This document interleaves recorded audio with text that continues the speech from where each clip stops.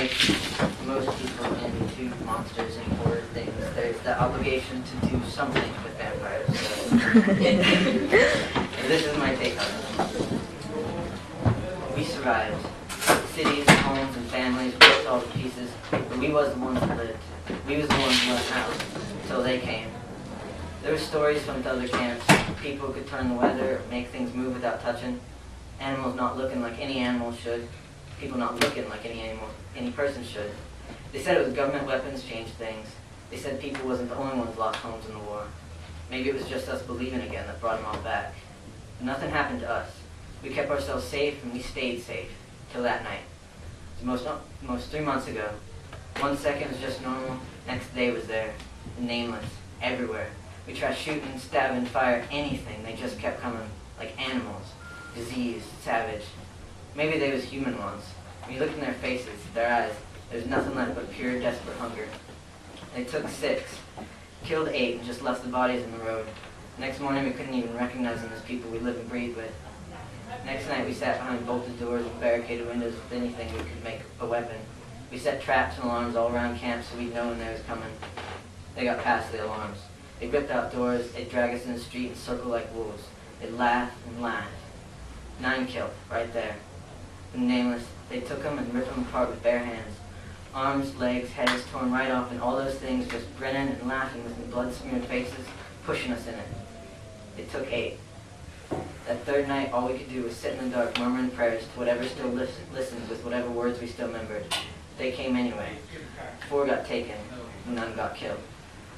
4th night, we just waited, afraid to breathe, afraid to speak, afraid to move. You could feel the fear thick and hot like August afternoon. Nothing, not a sound all night. The same the next night and the night after. There's a thing about hope. It comes whether or not you want it, and most always when it shouldn't. 3 weeks we lived like that, terrified and waiting.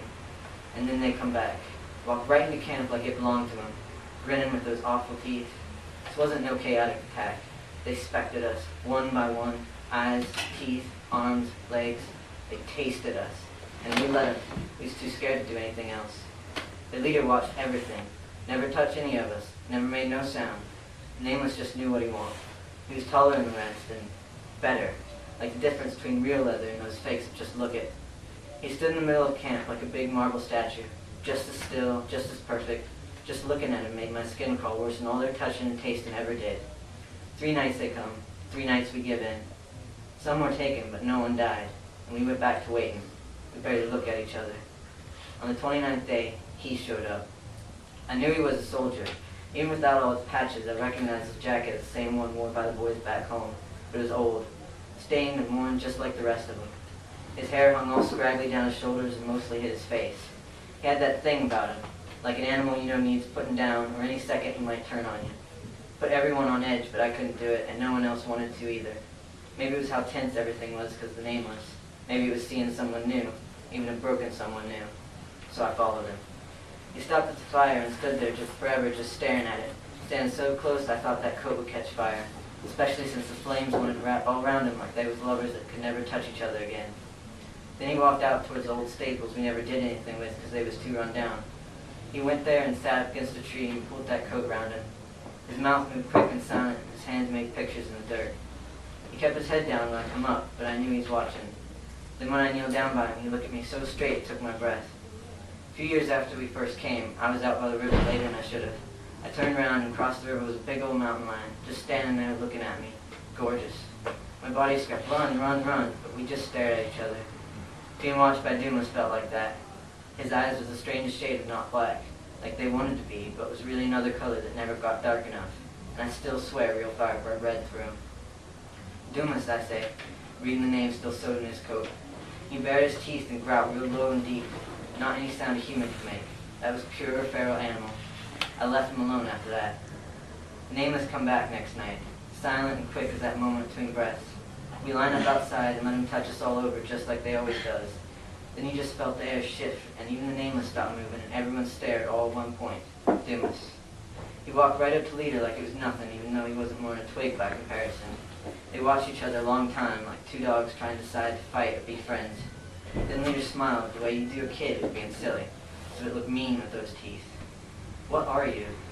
No more, Dumas say. His voice too quiet and too old for his face, like he hadn't said anything out loud in a real long time. They would just look at him like he can't decide what he thought, but Dumas didn't back down. What happened next, I thought about so many times in so many different ways, there's nothing about it that ever makes any sense no matter how you look at it. Leader reached for Dumas. He moved fast like they did, but it didn't seem like he was trying to hurt Dumas, like he just wanted to see if Dumas was real maybe. Except as soon as he moved, everything slowed down. Dumas' hand shot out, straight in Leader's chest, and a light just found him, or came from him, or existed with him.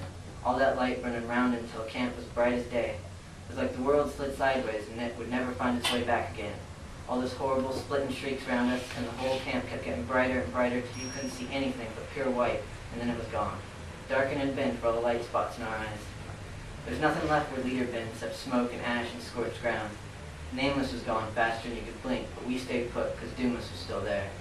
Like a switch, the life just poured right out of him and he fell to the ground. None of us moved. None of us breathed.